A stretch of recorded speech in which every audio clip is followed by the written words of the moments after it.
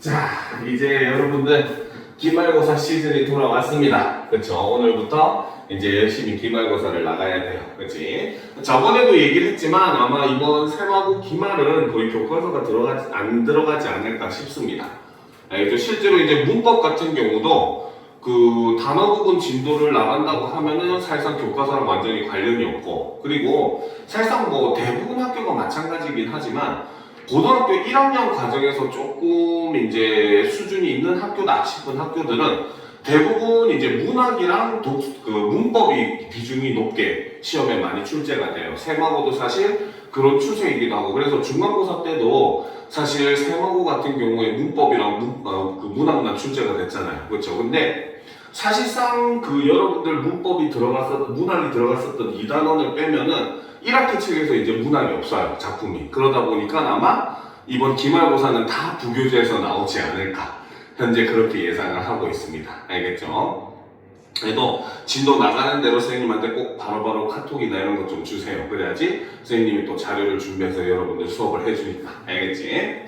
자, 그래서 오늘은 이제 여러분들 기말고사 대비 첫 번째 단원으로서 선생님이 문법 단어 부분을 이제 준비를 했습니다. 알겠죠? 그래서 단어 부분을 들어가기 전에 먼저 품사에 대한 내용을 우리가 반드시 하고 넘어가야 되고, 그 이후에 이제 형태소 관련된 개념들, 그 다음에 낱말 형성과 관련된 개념들, 이런 것들이 이제 주가 될 거예요. 그래서 이런 부분을 중점적으로 같이 보도록 하겠습니다. 알겠죠? 준비됐죠? 여러분들 필기하기 좋으라고 일부러 옆에 비워놨으니까 필기할 내용들은 옆에다 필기를 하시면 됩니다. 알겠습니까?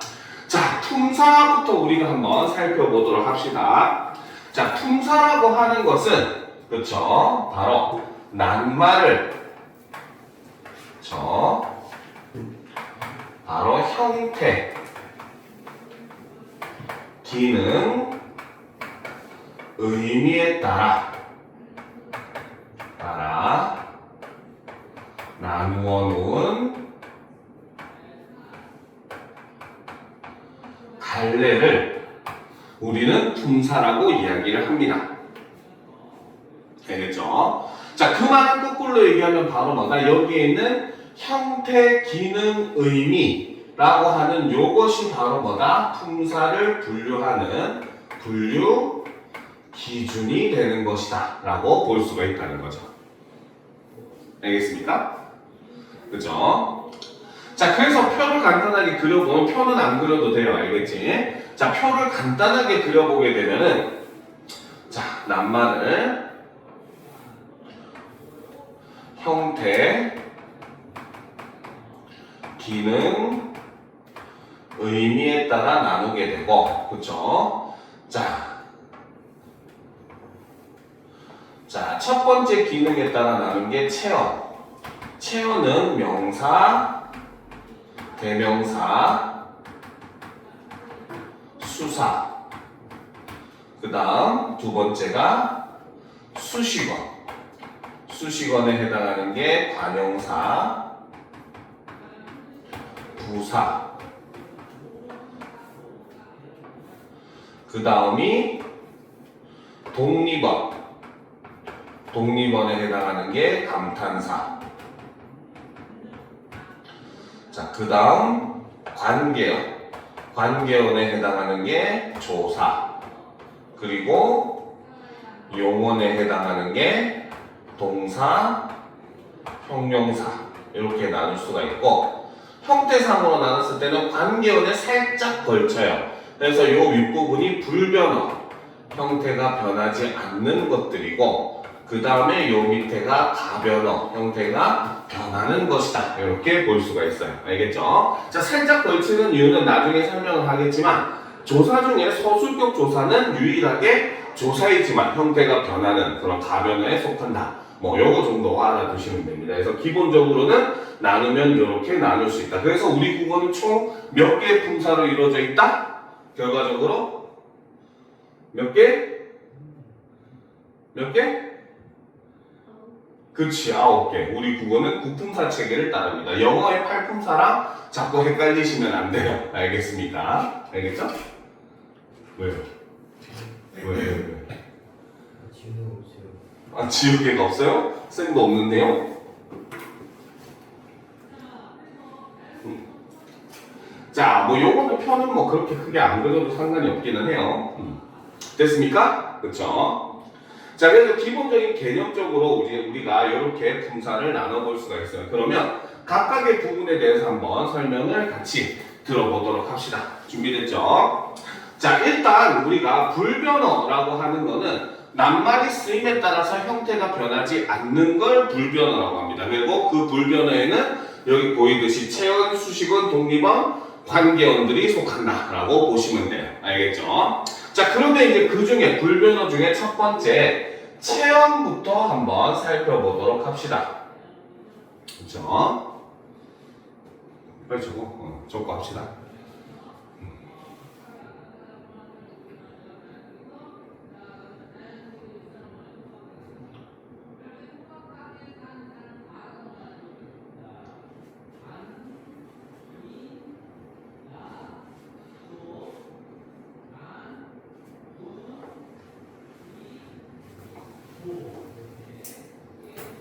됐습니까? 그렇죠? 자, 체험이라고 하는 거. 자, 이름에서도 알 수 있지만 여기서 책자가 바로 우리 몸책자, 체육할 때 그 책자라고 보시면 돼요. 알겠죠? 그래서 몸책자를 사용을 함으로써 이 체험은 문장 속에서 바로 뭐다? 조사의 꾸밈을 받아서 주요 성분, 그 중에서 실제로는 사실 모든 성분으로 쓰일 수 있는 낱말들을 우리는 체언이라고 얘기를 합니다. 알겠죠? 자, 그래서 우리가 체언으로 인정받기 위해서는 체언의 자격이라고 하는 게 존재를 해요. 알겠습니까? 자, 그 중에 첫 번째는 바로 뭐다? 문장에서 혼자 쓸 수 있어야 한다라는 거죠. 자, 그런데 자, 우리 국어에서 여러분들이 문법을 배울 때 이 혼자 쓸 수 있다라고 하는 말은 상당히 학생들을 조금 헷갈리게 만드는 말이기는 해요. 알겠죠? 그 이유가 바로 뭐냐? 사실 혼자 쓸 수 있다라는 말의 의미가 두 가지로 해석을 할 수가 있습니다. 알겠죠? 자, 그러면 옆에 빈 공간에 하나 써놓도록 합시다. 알겠죠? 자, 문법에서 혼자 쓸 수 있다 혹은 자립성이 있다 같은 말입니다. 의미를 살펴보게 되면 요거는 두 가지 의미로 볼 수가 있는데, 첫 번째, 형태상 혼자 쓸 수 있다라는 말이 있어요. 알겠죠? 자, 형태상으로 혼자 쓸 수 있다라고 하는 것은 바로 무슨 뜻이냐? 바로 문장에서 그렇죠? 다른 낱말과 띄어 쓴다. 이런 뜻입니다. 알겠죠? 그런데 단 이때 조심할 것은 조사가 붙는 것은 제외합니다. 그래서 조사는 붙어도 혼자 쓸 수 있다 없다를 결정하는 데는 큰 상관이 없다라고 보실 수 있다는 거죠.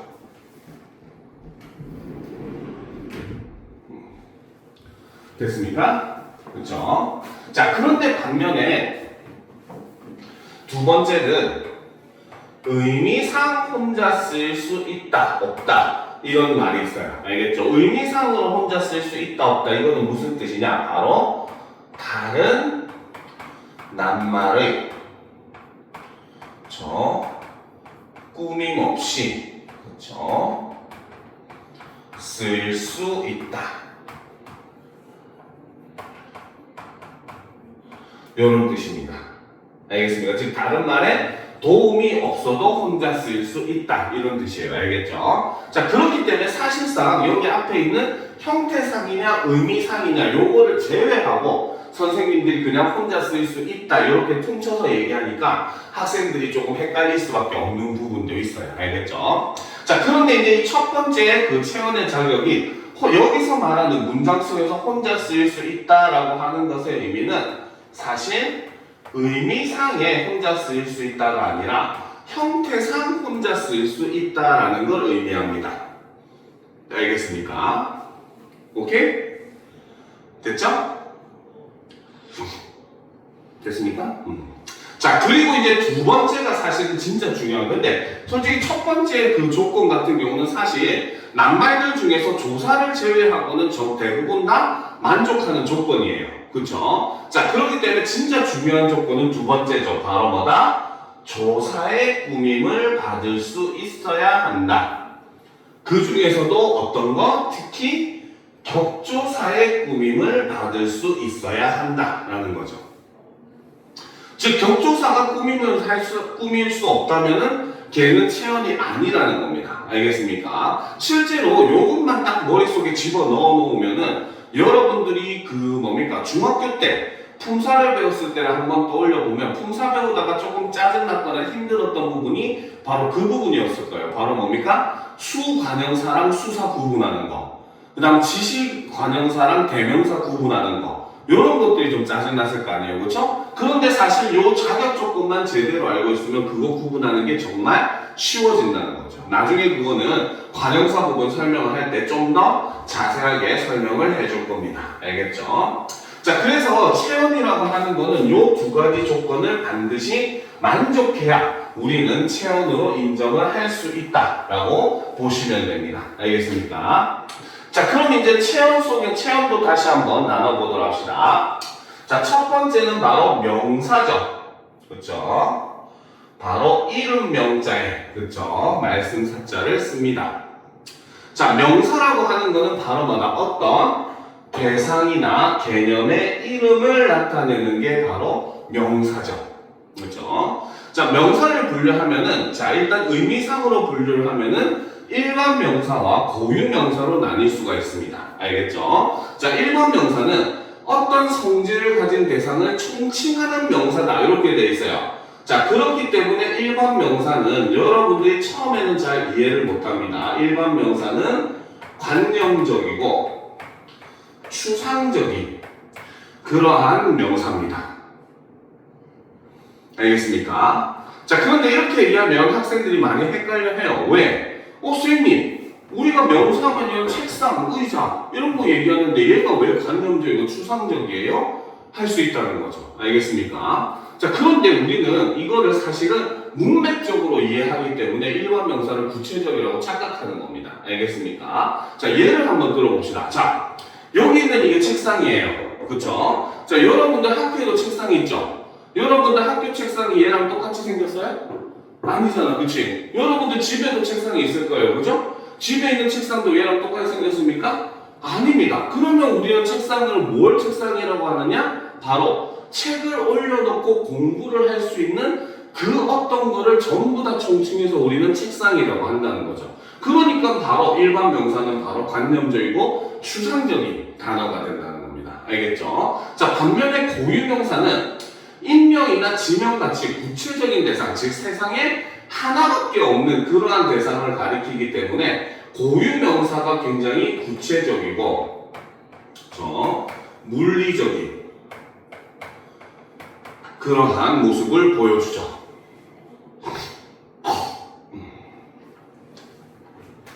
자, 대표적으로 뭡니까? 백악관, 청와대 이런 것들은 세상에 하나밖에 없는 거잖아요. 백악관은 미국 대통령이 기구하는 그죠 업무를 보는 거 화이트하우스라고 하죠. 그죠? 이거는 미국에서 얘기하는, 아프리카에서 얘기하는, 일본에서 얘기하는, 한국에서 얘기하는 전부 다 화이트하우스입니다. 그죠? 그리고 이거는 미국에 있는 그 건물을 가리키죠. 청와대도 역시 마찬가지예요. 영어로는 블루하우스라고 얘기를 하는데 마찬가지입니다. 알겠습니까? 그 외에도 보물명들, 뭐 남대문, 동대문, 금동, 미륵보살, 감가, 사유상 이런 것들, 그렇죠? 이런 것들도 마찬가지예요. 그다음 사람의 이름도 마찬가지예요. 물론 동명이인은 있을 수가 있어요. 그런데 여러분과 똑같은 그런 성격을 가지고 똑같이 생긴 그런 사람은 세상에 한 명밖에 없잖아요. 두 명 있으면 큰일 나겠죠. 그렇죠? 그렇지. 도플갱어니까 죽겠죠. 그렇지. 그러니까 나와 같은 이름을 가지고 나와 같은 성질을 가진 사람은 세상에 한 명밖에 없기 때문에 이렇게 사람의 이름도 역시 그 고유 명사로 취급을 하는 겁니다. 알겠죠? 자, 그 다음 이제 자립성. 여기서 말하는 이 자립성이 바로 뭐다? 의미상 혼자 쓰일 수 있는가? 라는 뜻입니다. 알겠습니까? 즉, 다른 말에 꾸밈 없이도 혼자 쓰일 수 있는가 없는가 라고 했을 때 혼자 쓰일 수 있는 명사를 자립명사, 그 다음에 혼자 쓰일 수 없는 거를 의존명사라고 하죠. 그래서 의존명사는 의미상 불완전하기 때문에 반드시 관용어의 꾸밈을 받아야만 하는 명사를 우리는 의존명사라고 합니다. 그럼 실제로 우리가 명사에서 여러분들 제일 어려운 건 사실 요 의존명사예요. 알겠습니까? 자, 그러면 이제 우리가 핵심 체크를 보면은 선생님이 의존명사를 좀 더 자세하게 설명을 해놨죠. 자, 의존명사 부분을 한번 보도록 합시다. 자, 의존명사는 명사이긴 하지만 의미상 불완전하여 관형사의 꾸밈을 받아야만 쓸 수 있는 명사를 우리는 의존명사라고 합니다. 자, 그런데 얘도 명사로 분류하는 이유가 첫 번째, 앞뒤로 띄어쓰죠. 조사가 붙지 않는 이상은. 그치? 그쵸? 그래서 나는 뭡니까? 공부를 잘 할 수가 있다라고 했을 때 할 띄우고 수가 있다잖아요. 그쵸? 그러니까 띄었습니다. 그 다음에 조사, 수가라고 해서 주격 조사가 붙었죠. 그렇죠? 그렇기 때문에 의존명사도 그래서 명사로 분류를 하는 겁니다. 알겠습니까? 자, 의존명사도 종류가 있습니다. 고등학교 과정에서 이제 이거를 배워요. 알겠죠? 자, 의존명사를 종류가 있는데, 자, 첫 번째는 보편성 의존명사가 있어요. 보편적이다 무슨 뜻이야? 보편적이다 무슨 뜻입니까? 두루두루 사용이 된다. 그쵸? 대부분 사람들이 그렇게 생각한다. 그렇게 사용한다. 이런 게 보편적이라는 말이잖아요. 그쵸? 자, 그러니까 보편성 의존명사는 쉽게 얘기하면 바로 뭐다? 모든 성분으로 두루두루 쓰일 수 있는 의존명사를 보편성 의존명사라고 합니다. 알겠죠? 그리고 그 말은 거꾸로 얘기하면은 바로 뭐다? 다른 말로는 뭐라고 표현할 수 있다? 바로 모든 격조사의 꾸밈을 받을 수 있다 라고 볼 수 있고, 그죠? 이렇게? 그죠? 자, 그리고 이제 고등학교니까 좀 더 어렵게 표현을 하게 돼요. 알겠죠? 더 어렵게 어떻게 표현을 하느냐? 바로 우리가 어떤 낱말의 앞에 오는 거를 선행어, 뒤에 오는 거를 후행어라고 합니다. 조사도 뒤에 붙으니까 후행어라고 볼 수 있어요. 알겠죠? 자, 그렇기 때문에 이 보편성 의존명사는 또 다른 말로 얘기를 하면 바로 뭐다? 선행어나 후행어의 제약이 없다. 모든 게 올 수 있기 때문에 제약이 없다라고 볼 수가 있다는 거죠. 알겠습니까? 이해가 돼요? 그죠? 됐습니까? 자, 그 다음에 있는 게 바로 주어성 의존명사입니다. 이름에서도 알 수 있죠. 주로 뭘로 쓰인다? 주어로 쓰인다는 겁니다. 알겠습니까? 그래서 주로 주어로 쓰입니다. 알겠죠? 자, 그 말은 방금과 마찬가지 다르게 얘기하면 바로 뭐다? 오직 바로 주격조사의 꾸밈만 받을 수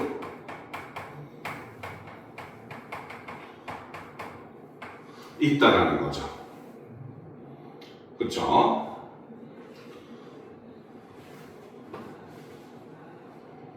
그죠? 그치?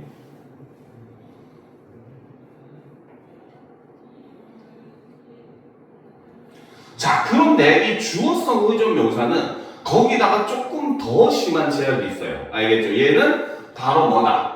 뒤에 쓸 수 있는 서술어도 제한적입니다. 알겠죠? 예를 들어서 보면 그가 그렇게 할지도 모른다. 이렇게만 되죠. 그쵸? 그지? 그 다음에 나는 공부를 잘 할 수가 있다, 없다. 요거밖에 안 나요. 알겠습니까? 다른 서술은 오지 않습니다. 잘 할 수가 먹다, 잘 할 수가 보다. 이런 거 안 된다는 거죠. 그쵸? 그 다음에 그리도 마찬가지예요. 그가 그렇게 할 리가 없다. 얘는 없다밖에 안 옵니다. 알겠습니까? 그 다음 그렇게 할 나위가 없다. 이렇게 쓰입니다. 알겠죠? 그러니까 주어성 의존명사는 조사뿐만 아니라 서술어도 굉장히 제한적으로 올 수가 있고, 그렇기 때문에 이 경우는 바로 뭐다? 후행어의 제약이 매우 심한 편입니다. 알겠습니까? 오케이? 됐죠? 왜 이렇게 졸린 눈이지? 자네 졸리십니까? 아니죠? 됐습니까? 자, 그 다음 이제 보시면은 서술성 의존 명사가 나와요. 그렇죠? 서술성 의존 명사는 이름 그대로 바로 뭐다? 주로 서술어로 쓰인다는 거죠. 그렇죠? 자, 그 말은 얘도 다른 말로 얘기하면 바로 뭐다? 오직 서술격 조사만 붙을 수가 있다는 거고, 그렇기 때문에 얘도 역시 마찬가지 후행어의 제약이 있다라고 볼 수 있다는 거죠.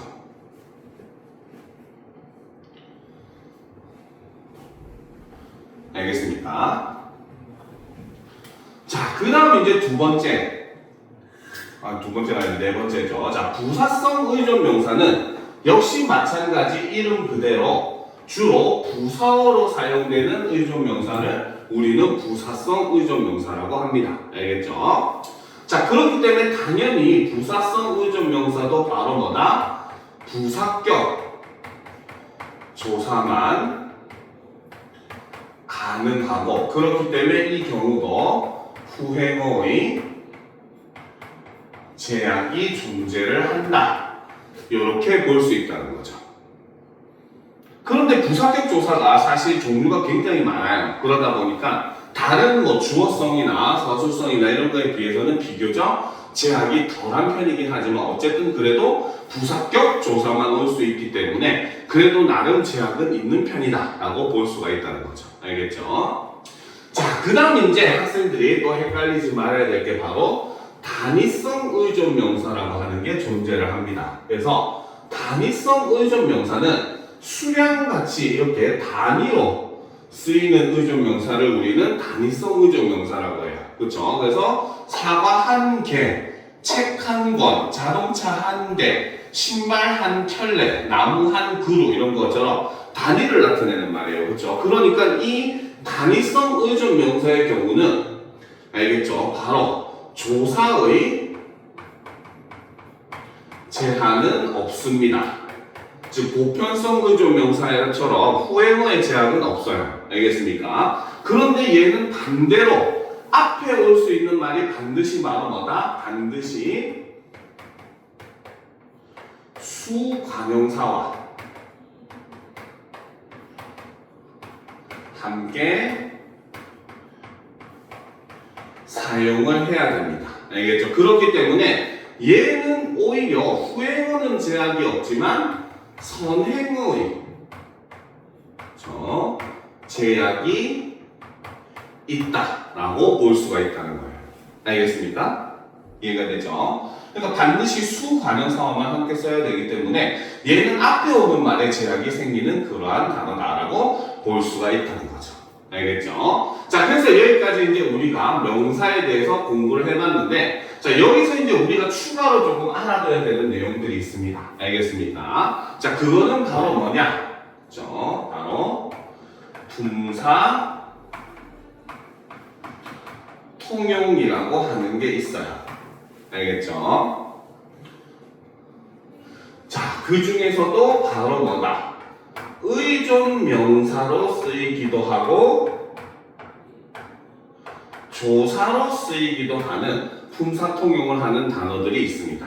알겠습니까? 자, 그럼 먼저 첫 번째 품사 통용의 의미부터 한번 살펴보면, 자, 품사 통용이라고 하는 것은 바로 뭐냐?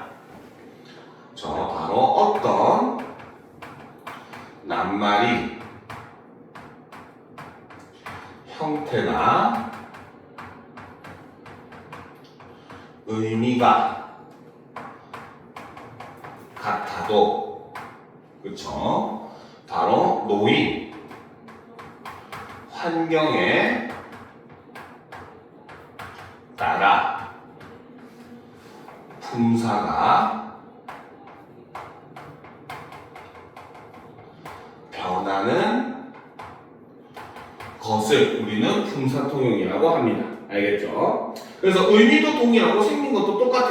근데 노인 환경이 다르다 보니까 얘가 품사가 달라지는 경우들이 꽤 많다는 건데, 이거는 우리나라 언어뿐만 아니라 세상에 있는 모든 언어에서 다 나타나는 현상입니다. 알겠죠? 영어 같은 경우도 I love you 하면 여기서 love는 뭡니까? 사랑하다라는 동사로 쓰였잖아. 그렇지? 그죠? 그런데 뭡니까? The love is my life 이러면은 뭡니까? 여기서는 사랑은 내 인생이다라고 해서 사랑이라고 해서 명사처럼 쓰이고 있잖아요. 그렇죠? 그렇기 때문에 영어에서도 love라고 하는 단어가 이렇게 어떤 때는 명사로 어떤 때는 동사로 쓰이듯이 이렇게 어떤 단어가 형태나 의미도 동일하지만 바로 뭐다? 노인 환경에 따라 품사가 달라지는 걸 우리는 품사통용이라고 얘기를 합니다. 알겠습니까? 자, 그러면 이제 우리가 여기서 가장 핵심적으로 봐야 될 게 바로 의존 명사냐 조사냐. 그래서 의존 명사와 조사로 품사통용을 하는 것들이 있어요. 알겠죠? 대표적인 게 만큼, 대로, 뿐 이런 것들이 있습니다. 알겠습니까?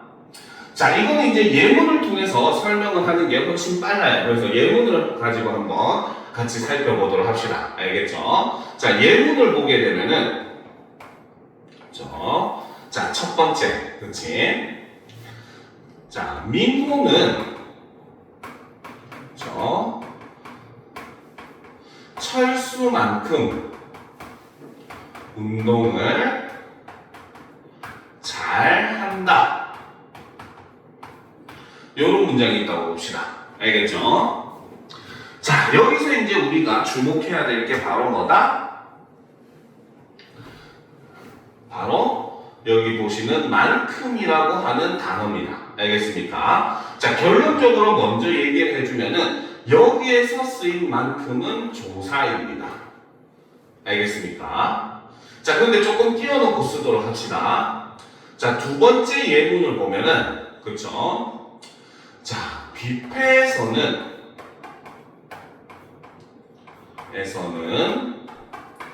먹을 만큼만 가져와야 한다. 자, 이런 문장이 있을 때 여기 있는 만큼 의미는 사실 위에 있는 의미랑 동일해요. 그쵸? 수량을 나타내는 말이잖아요. 그쵸? 그런데 이 밑에서는 결론적으로 얘기하면 의존 명사로 쓰였습니다. 알겠습니까? 자, 그러면 왜 여기서는 조사이고 여기서는 의존 명사인지 살펴볼 필요가 있어요. 알겠죠? 자, 첫 번째로는 지금 앞에 있는 문장에서 만큼은 앞에 있는 낱말과 어떻게 붙여서 썼잖아요. 그렇죠? 자, 그렇기 때문에 여기 있는 만큼은 첫 번째 조건 바로 뭐다? 앞말에 붙여 썼다는 거죠. 그죠? 그지? 자, 그러니까 당연히 얘는 의존 명사가 될 수가 없는 거예요. 붙어서 썼기 때문에.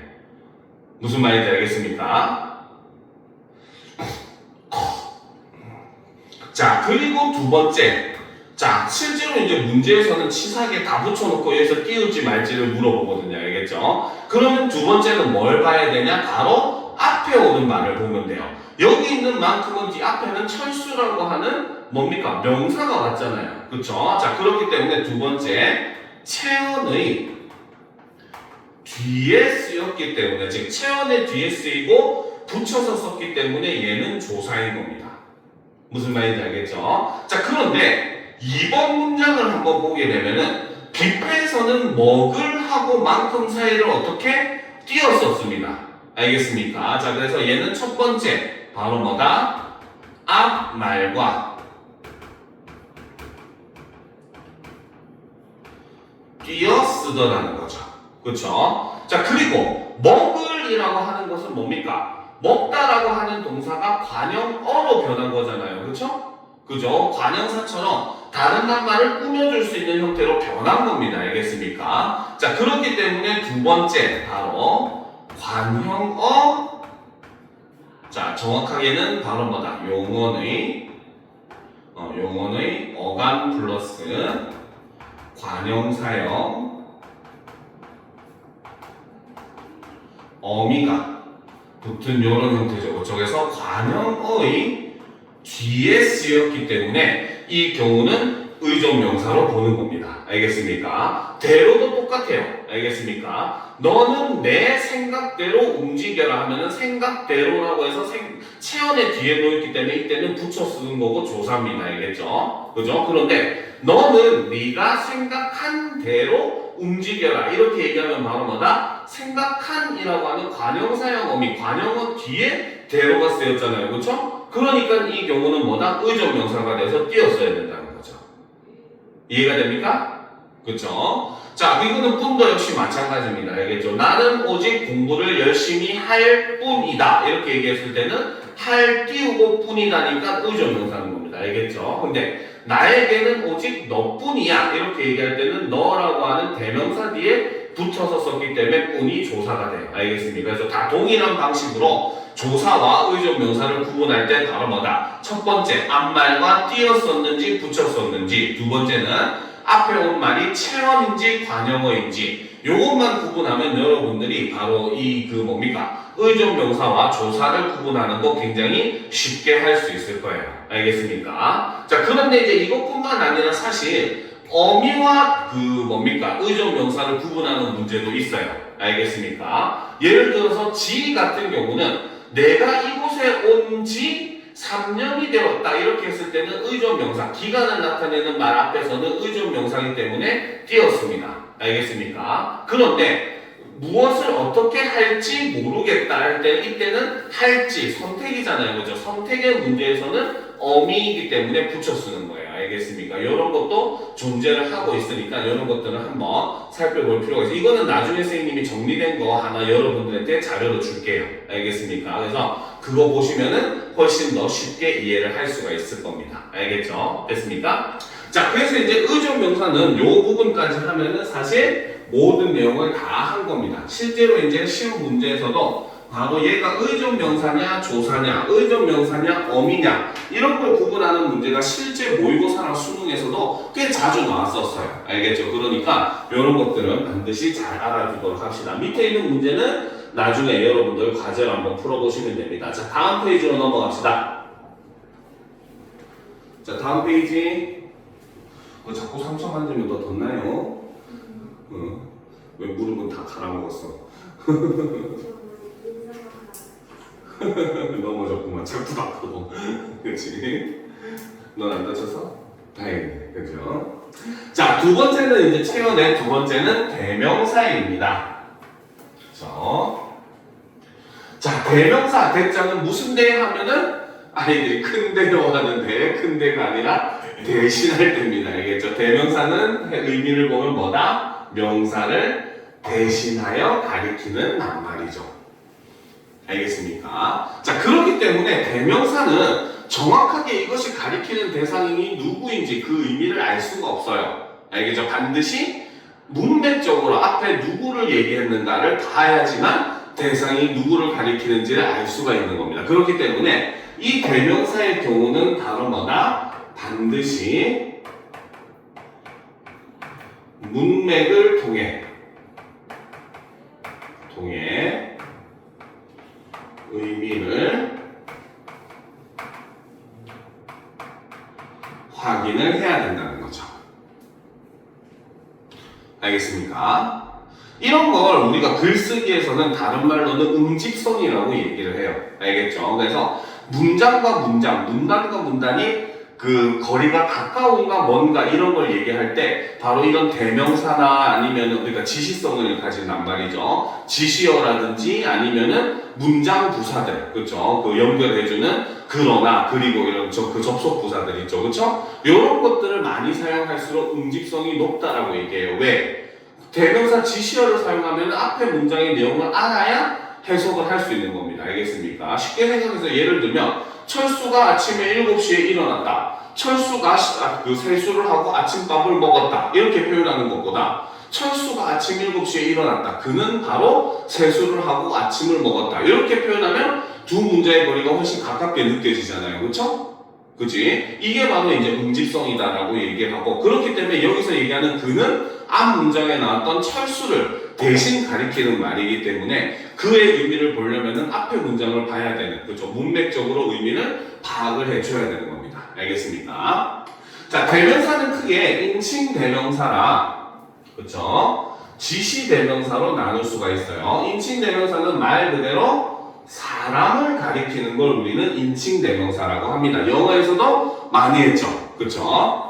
자, 1인칭에 해당하는 거는 바로 뭐다? 화자가 자기 자신을 가리키는 걸 우리는 1인칭이라고 합니다. 알겠습니까? 자, 그 다음 반면에 2인칭은 말 그대로 화자가 청자를 가리킬 때 쓰는 대명사가 2인칭입니다. 상대방이죠. 대화를 하는. 그쵸? 자, 그 다음 이제 마지막 3인칭이 바로 뭐냐? 대화에 참여하지 않은, 즉 화자와 청자 이외의 사람을 가리킬 때 쓰는 게 3인칭입니다. 알겠습니까? 자, 그런데 이제 여러분들 이걸 딱 보면은 잘 모르는 대사 단어들이 나오죠. 바로 뭐냐? 미지칭, 부정칭, 극존칭, 제기칭까지 굳이 따지자면 이런 낱말들이 여러분들 생소한 낱말들이 등장을 했죠. 그렇죠? 요거의 의미는 옆에 하나 필기를 해두도록 합시다. 알겠습니까? 그렇죠? 자, 먼저 첫 번째, 그렇죠? 미지칭이라고 하는 것은 뭐냐? 그렇죠? 자, 미지칭은 얘가 가리키는 대상은 존재하지만 존재해요. 알겠습니까? 그런데 뭐다? 대상을 모르는 경우 이때 사용하는 게 미지칭입니다. 알겠습니까? 자, 쉽게 예를 들어봅시다. 이렇게만 설명하면 또 잘 못 알아들어요. 그치? 쉽게 예를 한번 들어보도록 합시다. 알겠죠? 자, 선생님이 만약에 이제 가정이에요. 여러분들이 여기 케이크를 가져왔어. 교실에. 알겠습니다. 한 조각 초코 케이크를 가져왔습니다. 근데 그게 누가 먹었는지, 훔쳐갔는지 어쨌든 그게 갑자기 사라졌어. 그쵸? 그러면 선생님이 묻습니다. 얘들아, 여기 있던 케이크 누가 가져갔니? 하고 물어보죠. 그쵸? 그지? 자, 그러면 여기서 케이크가 사라졌기 때문에 누군가 반드시 가져간 사람은 존재를 해야 됩니까? 안 해야 됩니까? 그치, 존재를 해야 되잖아요. 가져간 사람이 있으니까 케이크가 없어졌지, 가져간 사람이 없는데 케이크가 발이 달려서 도망가진 않았을 거 아니에요. 그쵸? 그런데 그 가져간 사람이 누구인지 우리는 안다, 모른다? 모른다잖아요. 그쵸? 그걸 바로 우리는 쉽게 말하면 미지칭이라고 보는 겁니다. 무슨 말인지 알겠습니까? 그렇죠? 그래서 미지칭은 가리키는 대상은 존재하지만 그 대상이 누구인지 모를 때 쓰는 것이 미지칭입니다. 알겠죠? 자, 그 다음 이제 두 번째, 부정칭이라고 하는 것은, 그렇죠? 자, 부정칭은 아예 얘는 가리키는 대상이 없을 때 우리는 이걸 부정칭이라고 합니다. 알겠습니까? 예를 들면 그 교실에는 아무도 없었다, 혹은 그 교실에는 누구도 없었다, 이렇게 얘기하면 교실에 사람이 있다는 말이야, 없다는 말이야? 없다는 말이잖아요. 그렇죠? 그러면은 사람이라고 하는 존재 자체가 존재하지 않기 때문에 가리키는 대상이 있을 수 있어요, 없어요? 없겠죠. 이런 걸 우리는 부정칭이라고 이야기를 합니다. 알겠습니까? 이해가 되죠? 그렇죠? 그러니까 가리키는 대상이 있는 경우, 없는 경우 이렇게 보시면 돼요. 알겠죠? 그래서 미지칭도 부정칭도 둘 다 사람을 나타낼 때는 아무 혹은 누구 이런 말을 씁니다. 알겠죠? 근데 문맥적으로 어떤 의미로 쓰이냐에 따라서 이것이 미지칭이 되기도 하고 부정칭이 되기도 해. 알겠습니까?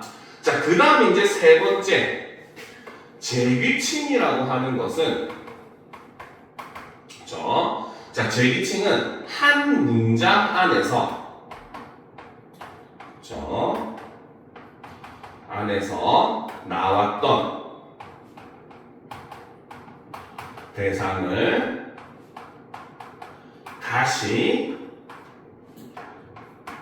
가리키는 대명사를 우리는 제귀칭이라고 얘기합니다. 알겠습니까? 예를 들면 철수는 자신이 반에서 제일 공부를 잘한다고 말했다. 이렇게 얘기하면 바로 뭐다? 여기서 자신은 앞에 나왔던 철수를 다시 가리키는 거잖아요. 그렇죠? 그렇기 때문에 우리는 이것을 제기칭이라고 얘기를 합니다. 알겠습니까? 자, 그 다음 이제 네 번째, 극중칭. 극중칭은 말 그대로 대상을 매우 높이는 대명사를 우리는 극중칭이라고 하고, 우리 국어에서 극중칭에 해당하는 것은 하나밖에 없습니다. 바로 3인칭에서 쓰이는 당신이라는 말입니다. 알겠습니까? 선생님, 당신이 어떻게 극존칭이에요? 우리 엄마 아빠 싸울 때 맨날 당신이 말이야 이렇게 얘기하던데요? 하잖아, 그치? 자, 근데 여기서 말은 뭡니까? 부모님들 싸울 때 당신이 말이야 할 때 이 당신은 뭡니까? 자신의 말을 듣는 청자를 가리키는 2인칭의 당신인 겁니다. 알겠죠? 3인칭 당신은 보통 어떻게 표시하냐면 보통 극존칭과 제기칭이 같이 쓰입니다. 동일하게 쓰입니다. 알겠죠? 예를 들면 김구 선생님, 당신께서는 당신의 안전은 염려하지 않으시고 오직 나라의 독립을 위해서만 힘쓰셨습니다. 이렇게 표현하잖아요. 그렇죠? 그럼 여기서 당신은 바로 뭐야? 앞에 나왔던 김구 선생님을 다시 가리키는 말이죠. 그렇죠? 그렇기 때문에 여기서 당신은 제기칭이자 그 김구 선생님을 매우 높이기 위해서 쓴 말이기 때문에 극존칭에 해당한다라고 볼 수가 있다는 거죠. 무슨 말인지 알겠죠? 그래서 당신이라는 말이 3인칭으로 쓰이면 매우 높이는 극존칭의 의미를 가집니다. 그래서 보통 돌아가신 부모님들 얘기할 때도 보면은 어머님, 당신께서는 당신의 배고픔은 생각지 않으시고 항상 저희 남매만은 걱정하셨습니다. 이렇게 얘기할 때 당신도 앞에 나왔던 어머니를 다시 가리키면서 어머니를 매우 높이기 위한 의미로 사용을 하고 있죠. 그렇죠? 그래서 극존칭은 제기칭의 의미를 동시에 가지면서 이렇게 대상을 매우 높여주는 효과를 가지고 있다는 것도 여러분들이 알아둘 필요가 있습니다. 알겠습니까? 이해가 되죠? 이해가 됩니까? 그렇죠? 다 적었어요? 진짜? 자, 그러면 이제 그 다음 봅시다. 자, 지시대명사는, 그죠? 인칭은 사람을 가리켰다면, 지시대명사는 사물이나 장소를 나타내는 걸 우리는 지시대명사라고 하죠. 그죠? 그 중에서도 사물을 가리키는 건 사물대명사, 그 다음 장소를 가리키는 건 처소대명사라고 합니다. 그쵸? 우리가 쉽게 이그저라고 얘기하지, 그치? 바로 화자와 청자 사이의 화자와 청자와 대상과의 거리를 기준으로 얘기를 합니다. 알겠죠? 이는 뭐다? 화자에게 가까운 거. 그쵸? 그는 뭐다? 앞에 얘기했던 거를 다시 바꿔나 혹은 청자에게 가까운 걸 우리는 그라는 말을 씁니다. 알겠습니까? 그럼 저는 화자와 청자 모두에게 먼 것을 우리는 저라는 말을 쓰죠. 알겠습니까? 그러니까 선생님이 지금 이 분필을 얘기할 때는 이 분필은이라고 얘기해. 왜? 말을 하고 있는 지금 화자인 선생님과 가까이 있기 때문에. 그쵸? 근데 반면에 여러분들 책상 위에 있는 그 필통을 얘기할 때는 듣는 여러분들이 가까이 있기 때문에 그 필통이라고 하지 이 필통이라고 안 해요. 그쵸?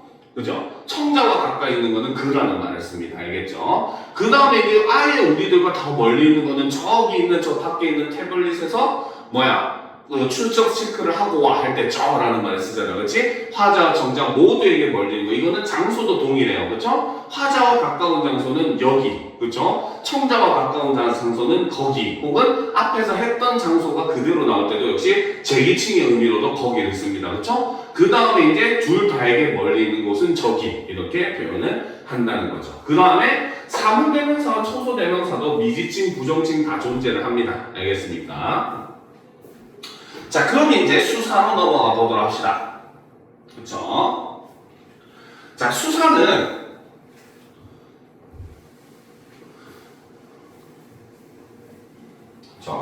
한자로 셀 숫자를 써서 바로 수량이나 순서와 같이 수를 나타내는 낱말을 우리는 수사라고 이야기를 합니다. 알겠죠? 자, 수사는 다시 양수사와 서수사로 나뉘는데 쉽게 생각하면 돼요. 양수사는 수량을 나타내니까 양수사. 그쵸? 서수사는 순서를 나타내니까 서수사. 이렇게 생각하시면 돼요. 알겠죠? 그래서 양수사는 바로 수량을 나타내는 거, 서수사는 순서를 나타내는 거다. 이렇게 보시면 됩니다. 그래서 첫째, 둘째, 셋째, 제1, 제2, 제3 이런 것들. 근데 나는 사과가 제일 좋아할 때 이 제일은 부사입니다. 서수사 아니에요. 알겠죠? 알겠지? 여기서 제일, 제일은 뭐야? 우리가 뭐 선서 같은 거 할 때 학생의 본분 제1은 공부요, 제2도 공부요 이렇게 얘기할 때 그치? 이렇게 순서를 나타내는 게 바로 서수사입니다. 알겠죠? 요것만 알아두면 쉽습니다.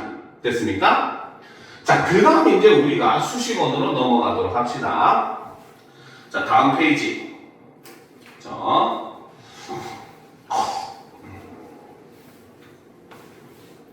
자, 수식어로 넘어가 봅시다.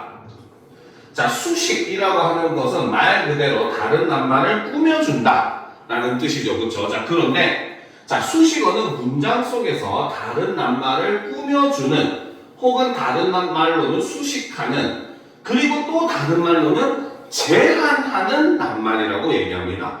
우리가 어떤 낱말을 꾸며주는 말이 많으면 많을수록 그 낱말의 의미 범위는 오히려 좁아져요.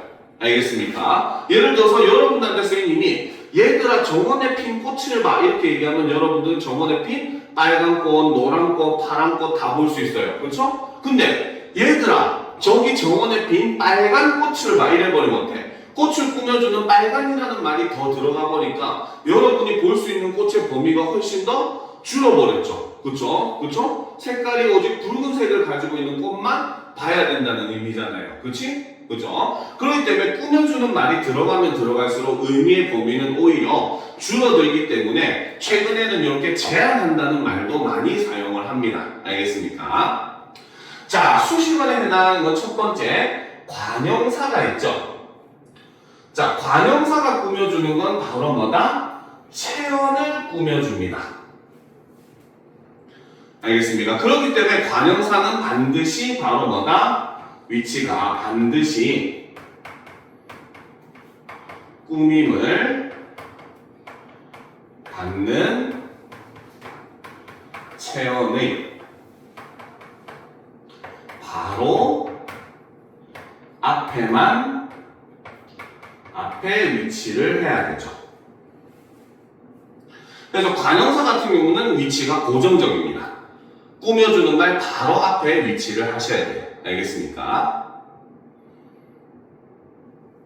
오케이? 됐습니까? 그렇죠? 자, 그럼 이제 이 관형사도 종류를 나눌 수가 있는데 자, 첫 번째는 바로 성상관형사라고 하는 게 있죠. 자, 성상관형사는 바로 뭐다? 꾸밈을 받는 체언의 성질이나 상태를 나타내주는 말을 우리는 성상관형사라고 합니다. 그리고 이 성상관형사는 바로 뭐다? 체언을, 그쵸? 어떤 의미로 수식을 하는 것이 성상관형사입니다. 알겠죠? 예를 들어 봅시다. 책은 책인데 어떤 책? 새 책. 그쵸? 가방은 가방인데 어떤 가방? 헌 가방. 그쵸? 이런 식으로 바로 뭐다? 어떤의 의미로 꾸며주는 것이 바로 우리는 성상관형사이다 라고 볼 수가 있어요. 알겠죠? 자, 그 다음 이제 두 번째는 바로 지시관형사. 말 그대로 대상을 가리키는 지시적 성격을 띠는 관형사입니다. 알겠습니까? 그 집, 저 사람, 그쵸? 이 꽃, 이런 것들이 전부 다 지시관형사라고 볼 수 있어요. 알겠죠? 자, 그 다음 이제 수관형사. 말 그대로 뭐다? 명사의 수량을 나타내주는 관형사라는 거죠. 그쵸? 자, 그러면 우리가 앞에서도 얘기했지만 중학교 때 여러분들 머리 아팠던 게 바로 이거죠. 지시관형사인지 대명사인지 수관형사인지 수사인지 구분하기가 참 힘들었잖아요. 그쵸? 자, 얘네를 구분하는 핵심적인 거 하나만 아시면 됩니다. 알겠죠? 얘네는 바로 뭐다? 관형사이기 때문에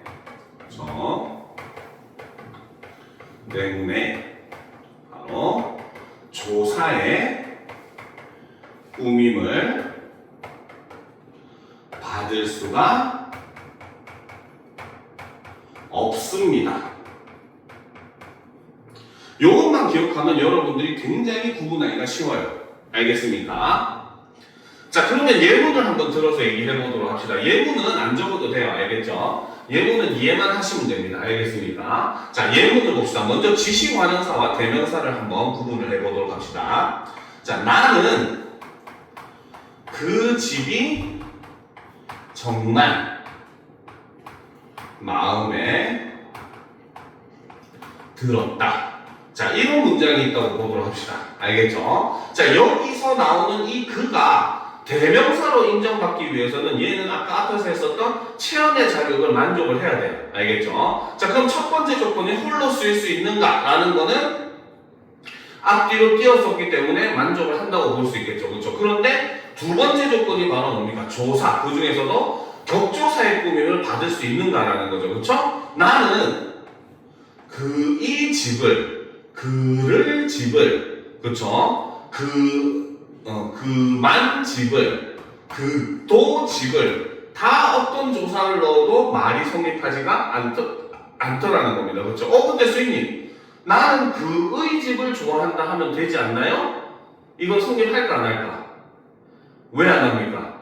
의미가 달라지기 때문에. 성립을 한다는 건 의미 변화도 없어야 돼요. 알겠죠? 나는 그 집을 좋아한다는 건 뭐야? 가리키는 그 집이 좋다는 뜻입니다. 그죠? 근데 나는 그의 집이 정말 좋다. 이렇게 하면 무슨 뜻이야? 그라고 하는 사람이 살고 있는 집이 된다. 소유한 집이 되는 거죠. 그렇죠? 그렇기 때문에 이렇게 의미가 변하는 경우는 성립할 수가 없다는 거죠. 그렇죠? 그러니까 이 경우에도 역시 바로 뭐다? 즉 쉽게 말하면 조사를 사용할 수가 없다라는 겁니다. 알겠죠? 그러면 조사를 통해서 얘가 관형사인지 대명사인지 구분을 할 수가 있다는 거죠. 자, 두 번째도 한번 보도록 합시다. 그럼 수관형사를 한번 봅시다. 나는 사과 하나를 먹었다. 이렇게 쓸 수도 있고, 그렇죠? 나는 사과 한 개를 먹었다. 이렇게 쓸 수도 있어요. 알겠죠? 자, 요 두 개를 비교를 해보면 얘는 사과 하나를 세 개의 단어가 쓰인 겁니다. 알겠습니까? 그런데 사과 한 개는 사과 한 개를 네 개의 단어가 쓰였어요. 그래서 일단 단어의 개수가 차이가 나죠. 그렇죠? 자, 그리고 두 번째, 여기서 위에 나와 있는 하나를 보게 되면은 뒤에 를이라고 하는 목적격 조사, 즉 격조사의 꾸밈을 받고 있다는 걸 우리가 볼 수 있는 겁니다. 그렇죠? 그렇기 때문에 여기서 쓰인 하나는 수사라고 볼 수가 있어요. 알겠습니까? 자, 그런데 나는 사과 한이 개를, 한을 개를, 그렇죠? 한만 개를, 한도 개를 말 됩니까? 안 됩니까? 안 되죠. 그렇죠? 여기서 이 한이라고 하는 말과 개라고 하는 말 사이에는 조사를 쓸 수가 없더라는 겁니다. 알겠습니까? 그러니까 이 경우는 바로 뭐다? 수관형사이다. 그러면 여러분들은 지시관형사인지 대명사인지 수관형사인지 수사인지 구분하려면 뭐만 넣어보면 된다? 조사만 집어넣어보면 된다는 거죠. 그래서 조사를 집어넣었을 때 의미 변화 없이 문장이 성립을 한다면은 뭡니까? 얘는 그 대명사나 수사라고 볼 수 있고, 반면에 의미 변화가 생기거나 혹은 아예 문장이 성립하지 않을 때는 이 경우는 관형사로 보시면 된다는 겁니다. 무슨 말인지 알겠죠? 이해가 됩니까? 그렇죠? 굉장히 쉽게 풀어서 볼 수가 있겠죠. 그렇죠? 그래서 이런 것들만 유념을 하면은 사실 중학교 때 여러분들이 괴롭혔던 바로 이 문제의 내용은 정말 쉽게 구분할 수 있다는 거죠. 참 중학생 때 선생님을 만났으면 얼마나 좋았을까, 그지? 그죠? 자, 그 다음 문제로 보다 합시다. 왜 아니라는 저 표정은 뭐지? 되게 띠꺼운 표정인데? 자, 그 다음 보도록 합시다. 자, 부사라고 하는 거, 그쵸? 자, 부사는 주로 용언을 수식을 해줍니다. 자, 그런데 그 외에도 다른 부사나 관형사 혹은 문장 전체를 수식해주기도 하는 걸 우리는 부사라고 해요. 즉 쉽게 말하면은 바로 뭐다? 관형사가 꾸며주지 못하는 모든 걸 꾸며주는 게 부사입니다. 알겠습니까? 자, 그런데 이 부사는 그렇기 때문에 관형사에 비해서 사에 비해 비교적 위치가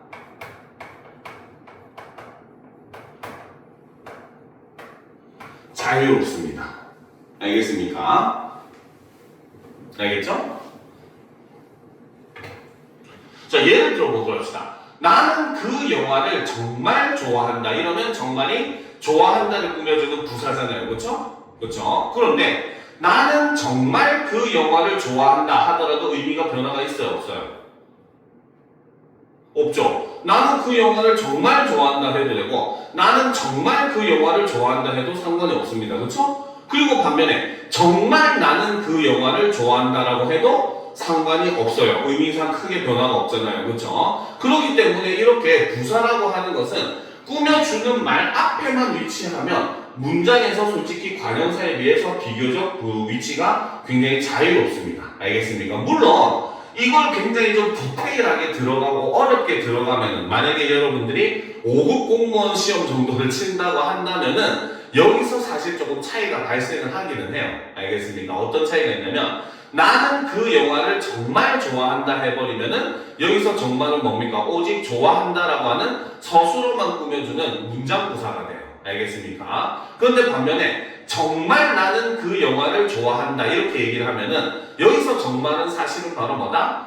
나는 그 영화를 좋아한다는 사실을 강조하기 위한 문장 전체를 꾸며주는 문장부사로서 변화를 하기는 해요. 근데 고등학교 과정에서는 여기까지 묻지 않습니다. 절대. 알겠어? 왜? 이거는 약간 논란이 있을 수가 있어요. 알겠습니까? 그래서 이거는 실제로 5급 공무원 시험 정도에서는 나오는 내용인데 고등학교 과정에서는 수능에서도 절대 나오지 않는 내용이긴 합니다. 알겠습니까? 근데도 한 번쯤 선생님한테 듣는 학생들은 높은 수준이 있으면 좋으니까 선생님이 이런 것도 재밌으라고 얘기를 해주는 거예요. 물론 여러분들 재미가 없겠지만 그죠? 자, 그러면 계속해서 부사를 보도록 합시다. 자, 부사는 크게 성분 부사와 문장 부사로 나뉠 수가 있어요. 자, 성분 부사는 바로 뭐다? 문장 속에서 오직 하나의 성분만을 꾸며주는, 수식해주는 부사를 우리는 성분 부사라고 이야기를 합니다. 알겠죠? 자, 성분 부사는 다시 성상 부사와 지시 부사와 부정 부사가 있습니다. 성상 부사는 문장 속에서 다른 성분을 어떻게 의미로 수식해주는 말을 우리는 성상부사라고 해요. 알겠죠? 그리고 여기에 플러스 요거 적어 놓읍시다. 성상부사에 해당하는 것은 바로 음성, 상징어도, 즉 소리를 흉내내는 의성어, 모양을 흉내내는 의태어 모두 뭐다? 성상부사에 속합니다. 우리 국어에서 품사로 나눌 때는 부사로 분류를 합니다. 알겠습니까? 이해가 되죠? 그쵸? 자, 그래서 우리가 일반적으로 알고 있는 부사들은 대부분 다 성상부사예요. 알겠습니까? 나는 정말 밥을 좋아해 라고 했을 때 정말, 그렇죠? 이런 거는 좋아하다 라는 걸 꾸며주는 성상부사죠. 그렇죠? 나는 빨리 달린다 라고 얘기할 때도 역시 빨리도 달린다를 꾸며주는 성상부사. 우리가 일반적으로 알고 있는 부사들은 대부분이 성상부사입니다. 알겠죠? 자, 반면에 지시부사는 특정한 대상을 가리키는 부사인데 얘는 형태가 너무나 고정적이라서 여러분들이 구분하기가 너무 쉬워요. 바로 이리 저리 그리 이런 말들. 이게 바로 뭐다? 이리 오너라, 저리 가거라 이렇게 얘기하잖아. 그치? 그러니까 뒤에 오는 서술어를 꾸며주는 말이기 때문에 다 부사어로 분류가 됩니다. 알겠습니까? 자, 그 다음에 이제 부정부사는 우리 국어에서 부정의 의미를 가지는 부사라는 거죠. 그렇죠? 자, 우리 국어에서 부정부사는 두 개 있습니다. 바로 안이라고 하는 거는 의지부정 혹은 사실부정 혹은 단순부정이라고 해도 돼요. 알겠죠? 같은 말입니다. 알겠습니까? 안은 할 수 있는 능력은 되지만 하고자 하는 의지가 없는 경우를 나타내기 때문에 안 부정부는 우리가 의지부정이라고 해요. 알겠습니까? 나는 숙제를 안 했다. 할 수 있었지만 하고자 하는 의지가 없었다는 거죠. 그렇죠? 그죠? 죽을 때까지 맞아야겠지, 그치? 이런 것들은 의지가 없다는 뜻이기 때문에 안은 의지부정이라고 하죠. 그런데 단순한 사실을 부정하기도 합니다. 오늘은 비가 안 왔다. 이거는 뭡니까? 비는 의지를 가질 수 있는 존재가 아니잖아요. 그렇죠? 그러니까 단순히 비가 왔느냐 안 왔느냐, 비가 왔다는 사실만 부정하기 때문에 이걸 단순부정 혹은 사실부정이라고 얘기하기도 합니다. 알겠습니까?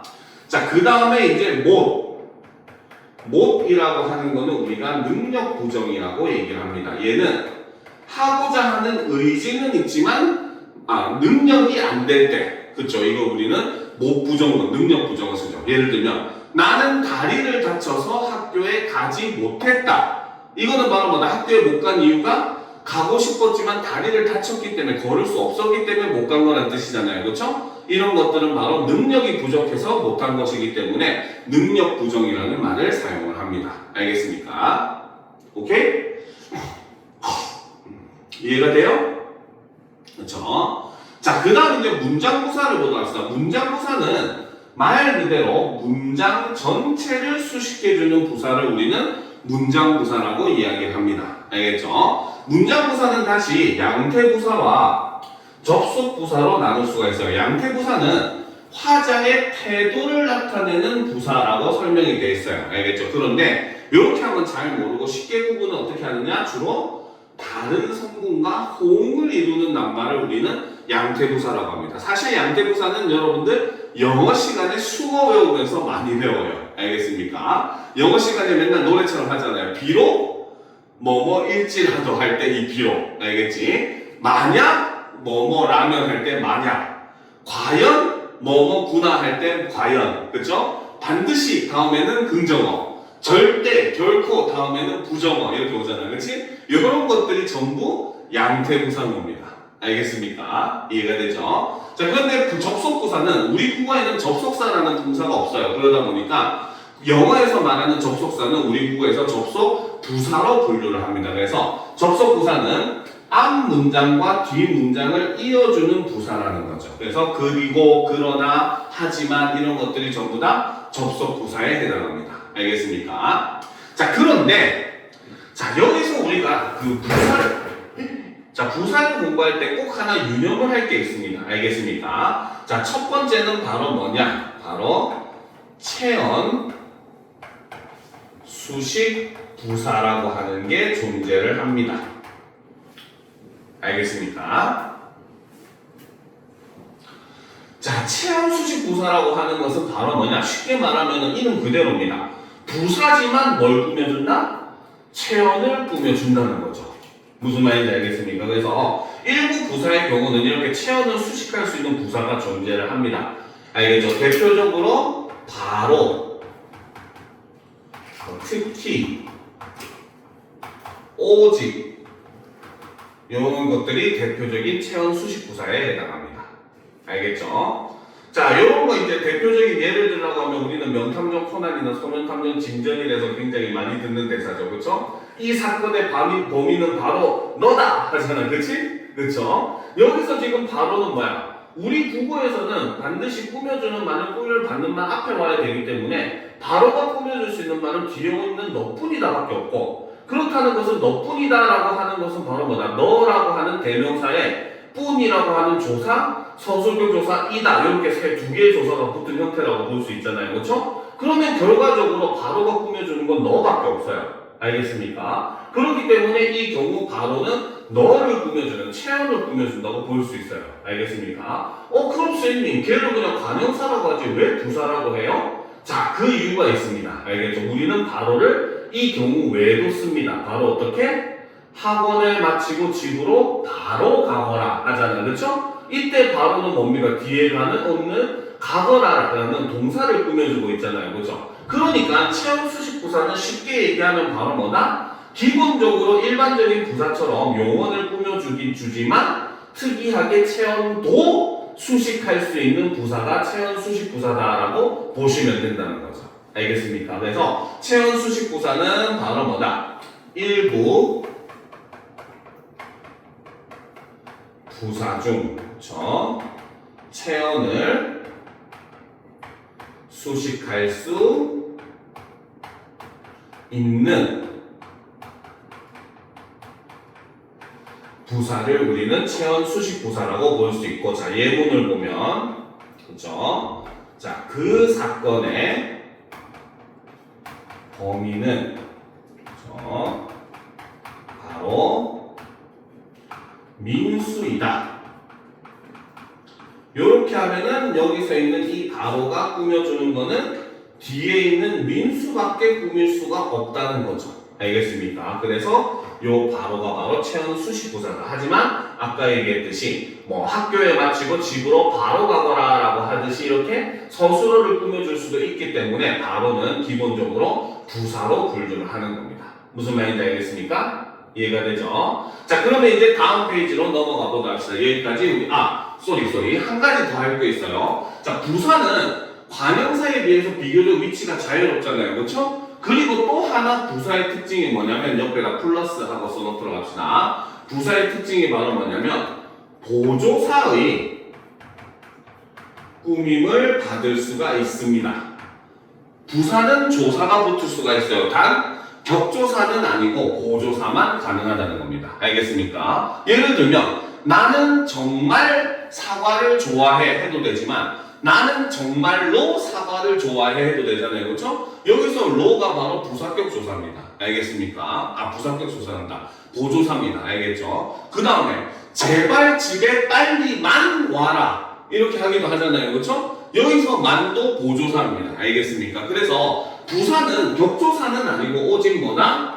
보조사의 꾸밈은 받을 수가 있다는 것도 부사의 특징이에요. 그런데 앞에서 했었던 관형사의 경우는 격조사든 보조사든 상관없이 모든 조사는 관형사랑 붙을 수 없지만 부사는 이렇게 보조사의 꾸밈을 받을 수 있다. 요거는 꼭 유념을 해 두셔야 됩니다. 알겠습니까? 자, 그 다음 보도록 합시다. 다음 페이지. 자, 독립어 보도록 합시다. 자, 독립어는 너무 쉬워요. 그렇죠?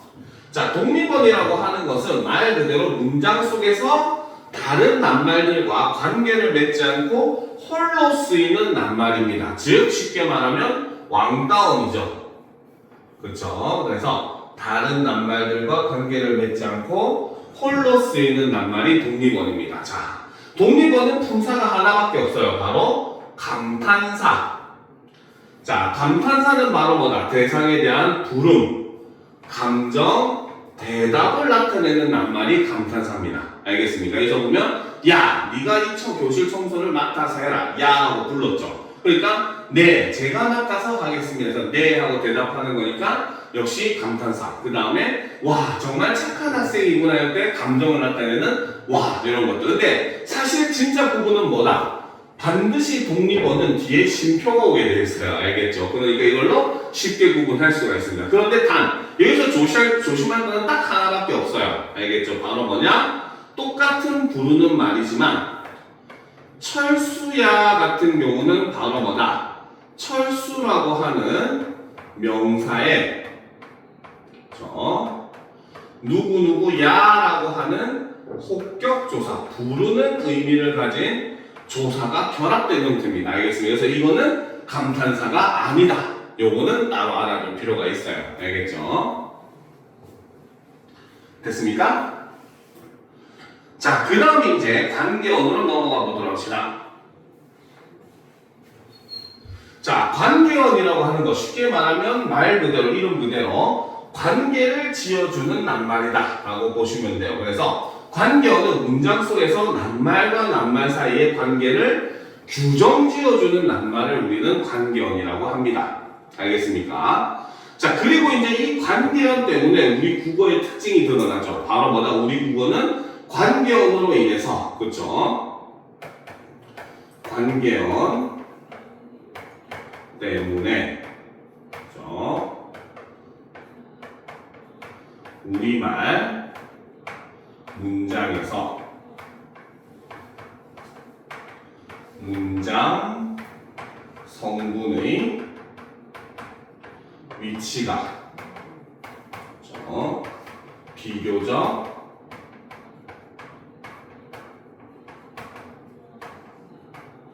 자유로운 편입니다. 즉 쉽게 말하면 우리말에서는 문장 성분의 위치가 그렇게 중요한 자리를 차지하지 않는다는 거죠. 영어 같은 경우는 우리나라처럼 조사, 관계어이 없기 때문에 오직 그 단어가 놓인 위치에 따라서 문장 성분이 구분이 되잖아요. 그렇죠? 그것과 다르게 우리 국어는 관계어이 규정 지어주기 때문에 문장 성분의 위치는 그렇게 중요하지 않다는 거죠. 알겠습니까? 예문을 들어보도록 합시다.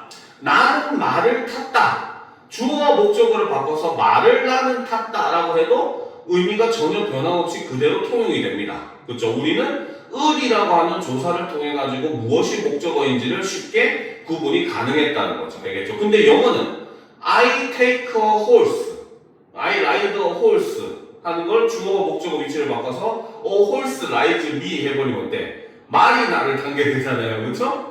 그지? 그러니까 영어에서는 완전히 의미가 변화해버린다는 거예요. 문장 성분의 위치가 그만큼 중요하다는 거예요. 그런데 우리 국어에서는 문장 성분의 위치가 그렇게 중요하지 않다는 거 잘 기억을 해주셔야 됩니다. 알겠죠?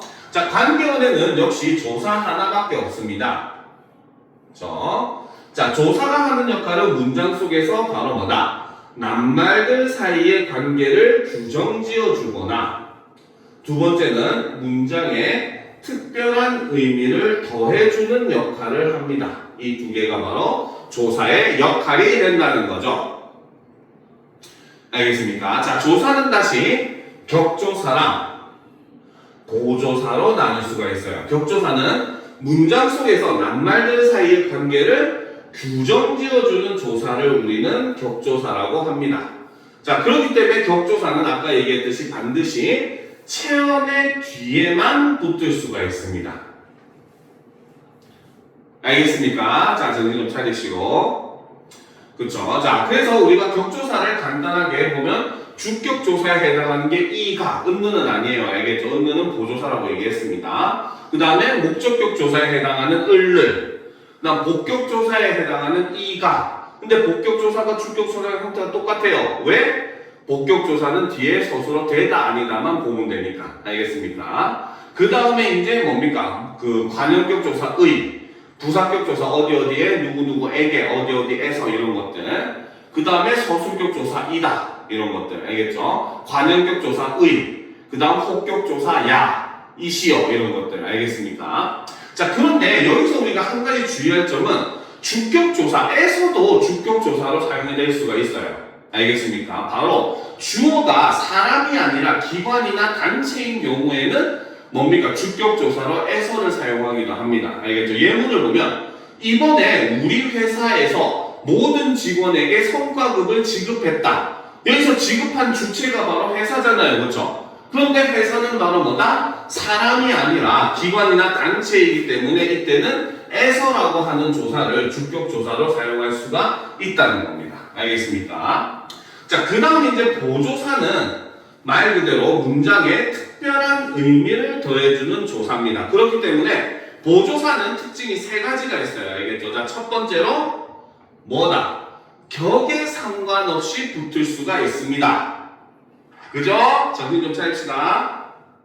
자, 그 다음 두 번째는 둘 이상의 조사가 연달아 사용이 될 수도 있어요. 알겠죠? 그리고 마지막 세 번째 보조사는 아까 얘기했듯이 부사나 용언의 어미 뒤에도 붙을 수가 있습니다. 알겠죠? 그 중에서도 용언의 어미 뒤에 붙는 조사 어떤 게 있느냐? 바로 상대 높임의 높임 해요체라고 있죠. 자, 이 해요체에서 사용된 뭐뭐요라고 하는 게 높임의 의미를 가지는 조사입니다. 왜? 해요체에서 요를 지으면 무슨 체가 돼? 해체가 됩니다. 알겠습니까? 어서 빨리 밥 먹어 말 되잖아요. 그렇죠? 근데 어서 빨리 밥 먹어요 하면 뭐야? 문장의 의미는 동일하지만 높임의 의미만 추가가 된 거잖아요. 그렇죠? 그렇지? 그렇기 때문에 여기서 요는 조사로 보는 겁니다. 무슨 말인지 알겠죠? 이해가 됩니까? 그렇죠? 자, 그 다음 이제 용언 부분만 하고 쉬는 시간을 가지도록 합시다. 알겠죠? 자, 다음 페이지. 자, 사실 용언은 크게 중요한 건 없기는 해요. 알겠죠? 자, 용언은 자, 문장 속에서 바로 뭐다? 주어의 동작, 상태, 성질 등을 나타내주는 말을 용언이라고 하죠. 그래서 주로 서술어로 쓰이지만 문장 속에서 쓰임에 따라 형태를 바꾸기도 합니다. 이거를 우리는 뭐라고 한다? 활용이라고 한다는 거죠. 그렇죠? 그래서 용어는 가변어에 속하는 말로 쓰임에 따라 형태가 변한다는 거 이제 알겠죠? 그래서 이렇게 낱말이 바로 뭐다? 쓰임에 따라서 형태를 달리하는 것. 정확히 말하자면 어미를 달리해서 여러 가지 형태소로 쓰이는 것. 이거를 우리는 활용이라고 한다는 거죠. 그죠? 자, 여기서 우리가 알아야 되는 개념들이 있습니다. 바로 어간이라고 하는 개념. 어간이라고 하는 거는 바로 뭐다? 가변어. 그렇죠. 즉 용언이나 혹은 서술격 조사죠. 그래서 가변어가 활용할 때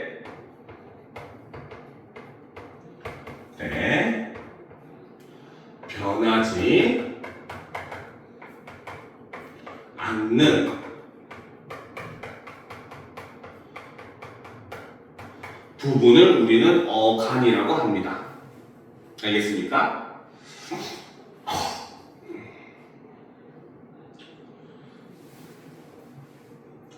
자, 그러니까 예를 들면 자, 먹다의 경우는 먹까지가 어간이죠. 그렇죠? 그런데 먹히다라고 파생을 하게 되면은 먹히까지가 어간입니다. 알겠습니까? 그 다음 돌아가다 같이 합성을 하게 되면은 돌아가까지 어근과 어근의 결합된 형태 끝까지가 어간에 해당해요. 알겠습니까? 알겠죠? 자, 그러니까 어간과 요즘 이제 또 모의고사에서 많이 나오는 문제가 바로 이 어간과 근을 구분하는 문제가 많이 나와요. 알겠죠? 어근은 바로 뭐다? 얘는 낱말에서 실질적인 의미를 지닌 부분을 우리는 어근이라고 합니다. 자, 일단 범위가 틀려요. 어간은 오직 가변어에만 속하는 개념입니다. 알겠죠? 그런데 어근은 모든 낱말에 속해요. 그러니까 명사도 어근이 다 되는 겁니다. 알겠습니까? 어근이 다 존재하는 거예요. 알겠죠? 자, 그 다음 이제 두 번째 개념은 어간의 경우는 아까 얘기했듯이 기본형 같은 경우는 어근과 동일한 모습을 보이지만 파생을 하거나 합성을 하게 되면 완전히 달라지죠. 그래서 어간은 변하지 않는 부분이었지만 근에 해당하는 거는 바로 뭐다? 먹다나 먹히다나 둘 다 근에 해당하는 건 먹밖에 안 돼요. 그렇죠? 그 다음에 돌아가다 같은 경우에는 돌다와 가다가 어근에 속합니다. 알겠습니까? 그러니까 두 개의 형태가 이렇게 완전히 다르게 파악이 되죠. 그렇죠? 그래서 낱말이 합성이나 파생을 하게 되면은 어근과 어간의 개념이 완전히 달라지게 됩니다. 알겠습니까? 자, 그 다음에 이제 옆에다가 하나 적어 놓도록 합시다. 바로 어미에 대해서 우리가 하나 정리를 해 두도록 합시다. 자, 어미라고 하는 것은 바로 뭐다? 가변어의 어간에 부터 문법적인 기능을 하는 형태소입니다. 어미는 형태소로는 분류하지만 낱말로는 분류하지 않아요. 알겠습니까? 자, 어미는 크게 두 개로 나눌 수가 있습니다. 첫 번째는 선어말 어미와 두 번째는 어말 어미로 나눌 수 있어요. 선어말 어미는 바로 뭐다? 선자가 먼저 선자거든요. 알겠죠? 그러니까 바로 뭐다? 어말 어미 앞에 위치를 하는 게 선어말 어미입니다. 그러니까 순서로 따지면 어간, 선어말 어미, 어말 어미 이렇게 순서가 되겠죠. 알겠습니까? 자, 그래서 선어말 어미에 해당하는 거는 일단 첫 번째로 바로 시제 표현. 그렇죠? 현재를 나타내주는 니은 혹은 는 앞뒤로 줄 거야 되겠지, 그렇지? 그 다음에 과거를 나타내는 그다음 미래를 나타내는 get. 이런 것들이 바로 그 선어말 어미의 대표적인 겁니다. 알겠죠? 두 번째, 선어말 어미의 두 번째 대표적인 거는 바로 주체 높임의 선어말 어미가 있죠. 바로 시. 그렇죠. 가시다. 그렇지, 이런 것들. 됐습니까?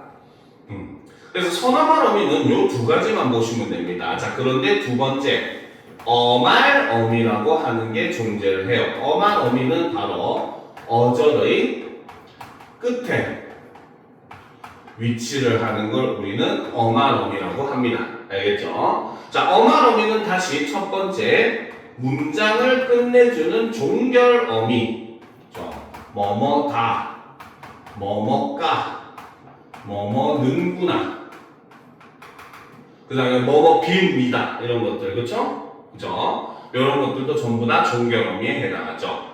자, 그 다음 두 번째, 바로 연결어미도 있습니다. 연결어미는 문장과 문장, 낱말과 낱말을 이어주는 어미라는 겁니다. 알겠습니까? 그래서 대표적으로 뭐뭐고, 뭐뭐지만, 이런 것들이 전부 다 연결어미에 해당하는 거죠. 알겠죠? 자, 그리고 이제 제일 중요한 게 사실 요 세 번째입니다. 바로 전성어미 라는 게 있죠. 전성어미는 의미, 그 개념을 좀 적어봅시다. 전성어미는 바로 용어는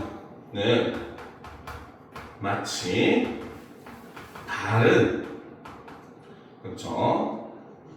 성분처럼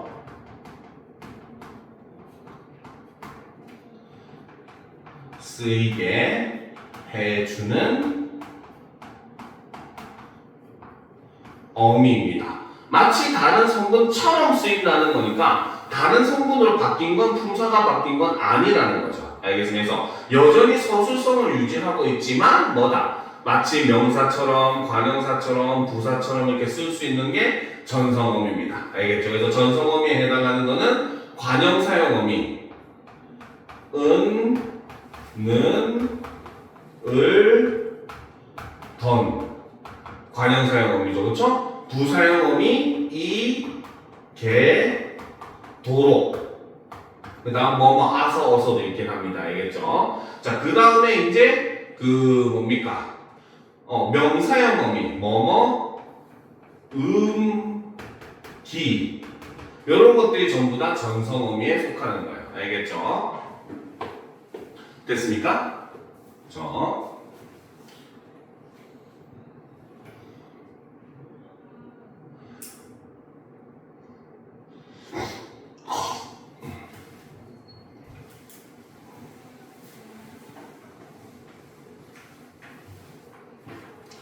다 썼습니까?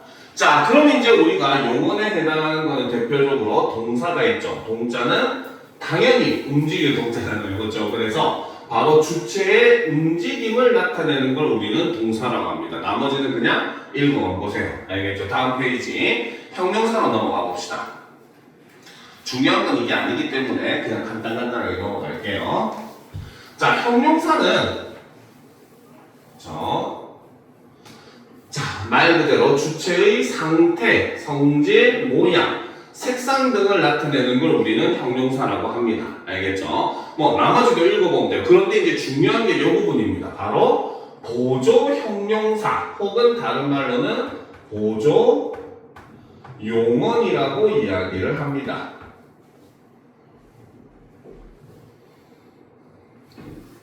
알겠습니까? 그래서 보조용언 같은 경우는 특히 이제 띄어쓰기 관련해서 문제가 많이 등장을 해요. 알겠죠? 자, 실제로 우리가 보조용언 중에는 누구나 봐도 이거는 보조용언이다라고 생각되는 것들이 있어요. 대표적인 게 바로 뭐다? 쉽다. 이런 말들. 쉽다는 반드시 뭐야? 다른 동사나 형용사 뒤에 와야지만 쓸 수가 있는 거잖아. 그렇죠? 나는 밥을 먹고 싶다 해야 되지. 나는 밥을 씹다 하면 말 안 되잖아요. 그렇죠? 자, 그렇기 때문에 쉽다 같은 경우는 누가 봐도 얘는 보조용언이에요. 알겠습니까? 그런데 실제로 보조용언 중에는 일반적인 동사랑 똑같은 형태를 가지고 있는 경우가 있습니다. 알겠습니까? 예를 들어서 보면 나는 작년에 영국에 가봤다. 이거 뭐야? 가서 봤다는 뜻이야? 아니죠. 그냥 간 적이 있다. 경험이 있다는 것을 의미를 나타내잖아요. 그렇죠? 그렇기 때문에 이 경우에 봤다는 뭐다? 보다. 이거는 보조용언이 되는 거예요. 알겠습니까? 자, 돈을 모두 낭비해 버렸다. 이건 무슨 뜻이야? 진짜로 돈을 모두 낭비해서 버렸다는 뜻이야? 아니잖아요. 그쵸? 그치? 일종의 뭐다? 현재 완료의 의미를 나타내주는 보조용언이 되는 겁니다. 알겠습니까? 자, 그렇기 때문에 이 보조용언 같은 경우는 그래서 띄어쓰기 관련된 문제가 굉장히 많이 나와요. 알겠습니까? 자, 그러면 보도록 합시다. 바로 보조용언의 띄어쓰기를 살펴봅시다. 자, 첫 번째 기본 원칙은 그렇죠? 보조용어는 앞말과 띄어쓰는 것을 원칙으로 하지만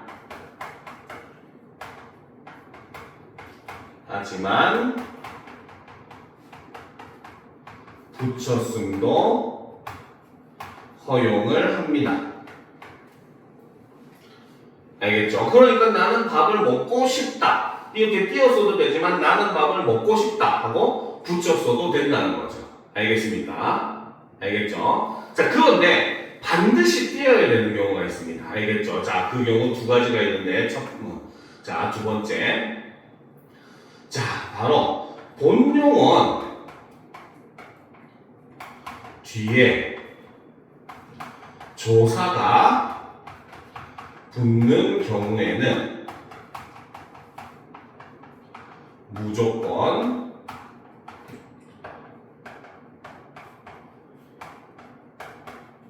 띄었습니다.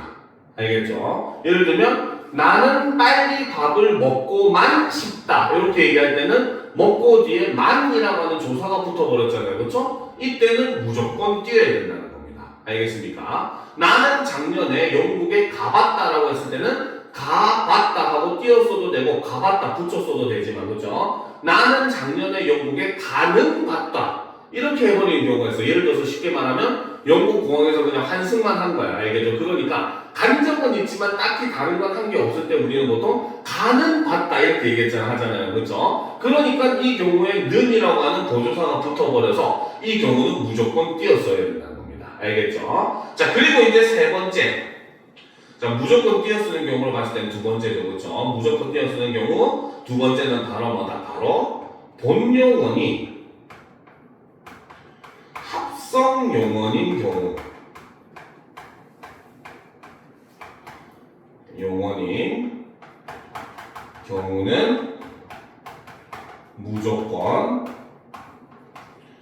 띄었습니다. 즉 합성어가 오게 되는 거고 본용어에. 알겠죠? 예를 들면 나는 빨리 집으로 돌아가고 싶다 할 때 싶다 앞에 있는 본용어이 뭐다? 돌아가다라고 하는 합성어잖아요. 그렇죠? 이러니까 이 경우는 절대 붙일 수가 없다는 거예요. 무조건 돌아가고 띄우고 싶다 이렇게 써야 되는 겁니다. 알겠습니까? 그래서 본용어 보조용어는 띄어쓰기가 문제 잘 나오니까 요거는 잘 봐둘 필요가 있어요. 알겠죠? 자, 그 다음 이제 품사 마지막. 사실 동사와 형용사는 제일 중요한 게 요겁니다. 바로 동사와 형용사를 구분할 수 있는가.